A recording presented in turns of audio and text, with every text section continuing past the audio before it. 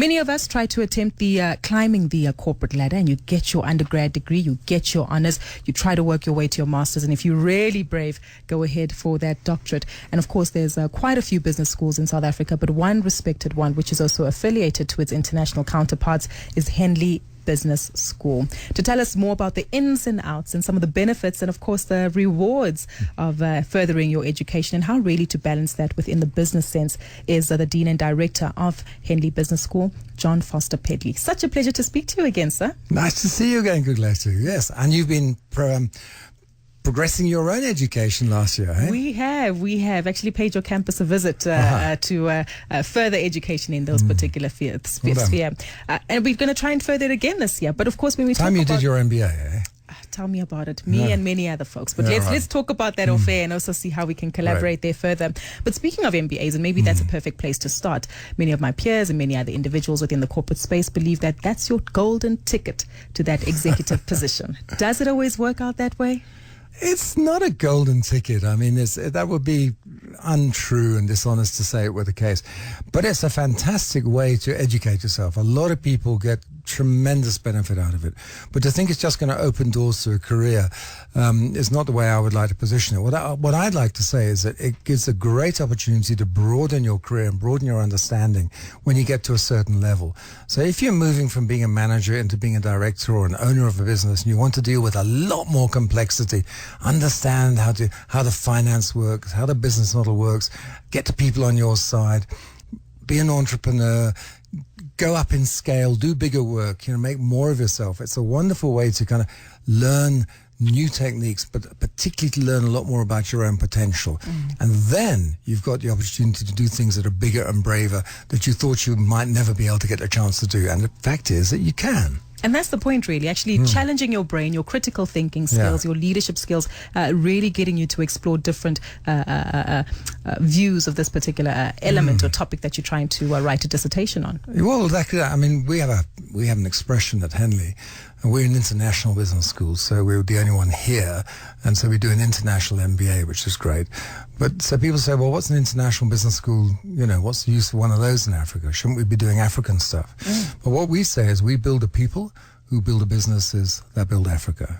I've got young kids. I'm trying to make a future for them.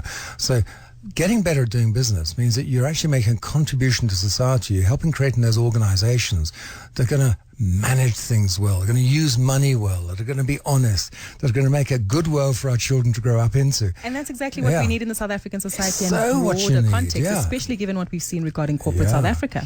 Yeah, and that's it. So this motto is really important to us. So our driving force at the moment is corporate activism, trying to get people off autopilot. We've seen what's happened with Trillium, with McKinsey, with KPMG, with Bell Pottinger, and all the other companies that have somehow got themselves into these difficult situations by just focusing too much on money, too much on a deal, and not understanding that business really is about building countries. It's about building nations. It's not about making yourself profitable. And do you want to have a career that's just about making you money, attractive that it is?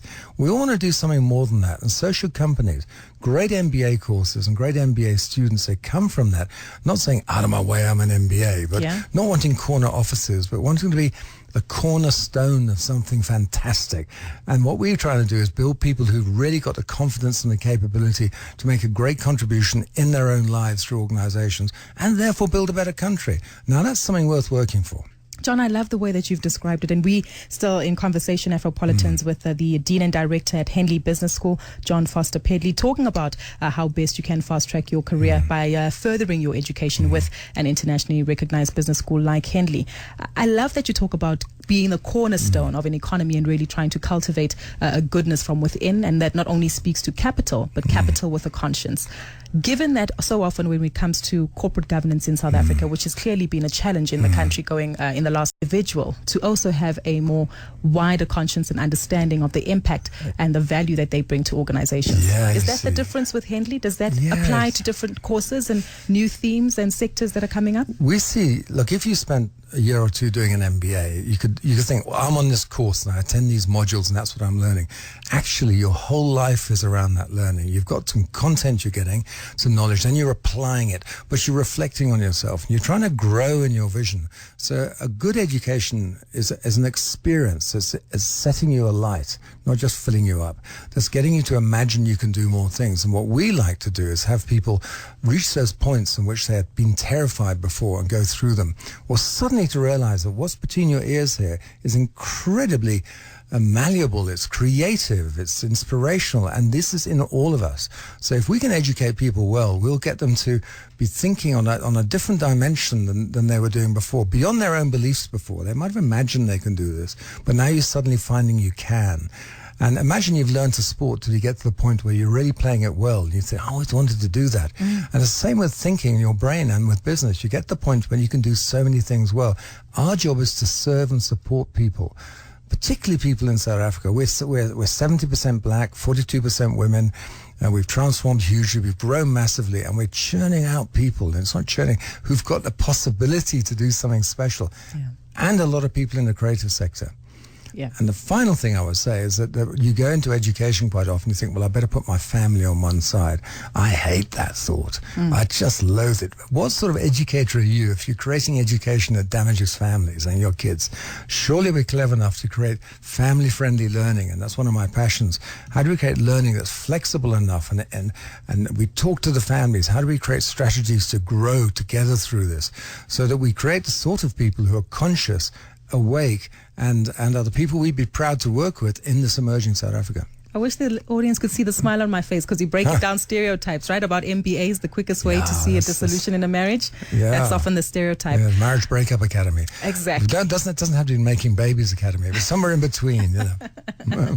John, onto another element which we've obviously seen at Henley coming through is new sectors and new themes and topics that come through for MBA candidates to look at. It's not moved away from being completely generic, because the world we also live in is also changing. We have digital, we have media that's also come up. How does Henley try to address some of these new emerging sectors? Well, I'm sitting here in a radio studio, and there you are. You've got a smile on your face, and you're a creative, capable people, and there's been a lot of people like that around us since I've come in. And I'm thinking, this is business. A radio is a business, but a good sort of business. It's a creative business. It's a creative sector. So if we're going to do well in business, it's not about just learning to do the easy stuff. Sorry, I shouldn't say that. But the easy intellectual and analytical stuff, you know, just doing numbers and just learning that. That's important. But we've got to learn how to be interpretative, how to make sense of things, how to be creative. Because great businesses are based on imaginative value propositions. So the creative sector is doing that all the time. And so must all business.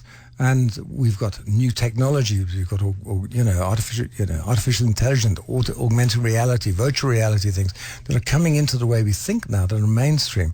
So when you come to do a proper education now, it's not just learning stuff to pass exams. It's making sense, experimentation, trying things out, pushing your limits up, and learning from amazing people. It's really deeply believing in yourself. Not in that sort of I must improve myself and self-improvement way, but in a much more measured way. We are enormously capable. South Africans are enormously capable. Our people who are on our MBA take international exams at Henley. They take those exams with the French, with the Scandinavians, with the English. They're blind assessed. Nobody knows who they are. And they're doing as well, if not better, than all those people in a blind assessed, triple accredited global standard MBA. So we've got capability. Our job is to help people expand their minds and have the courage to try new ventures. I like that. Globally recognized, but also locally relevant, which is quite critical to the operations and businesses that they run. Speaking of the new age and the technology and the digital revolution that we're facing, a lot of people also speak about MOOCs and online courses. How does this work within the Henley sphere? And, are there areas of collaboration between the benefits of physical presence and interaction with your peers versus the online Can you get world? your kids off their iPads? I can't. Not at all. It's a nightmare, isn't it? Get off my iPad. So obviously the iPads and some things brilliantly digitally, but there's other things like, how do I improve myself? How do we get a quality dialogue? How can you and I talk together and help raise the quality of our thinking? And how can we become more open and imaginative and create that environment? That's stuff you can't learn from digital. You've got to learn face to face. The art is how you mix digitally enhanced learning And that can be really powerful. Good video, good podcasts, good, and good content creation. How do you mix that with the use of that knowledge, the challenge of that knowledge, by you try things out and you've got to learn the limitations, and by this interpersonal stuff, the stuff that makes human beings, this quality of our nature? How do you mix all that together to create this person who is rounded and developmental, who can lead and develop businesses?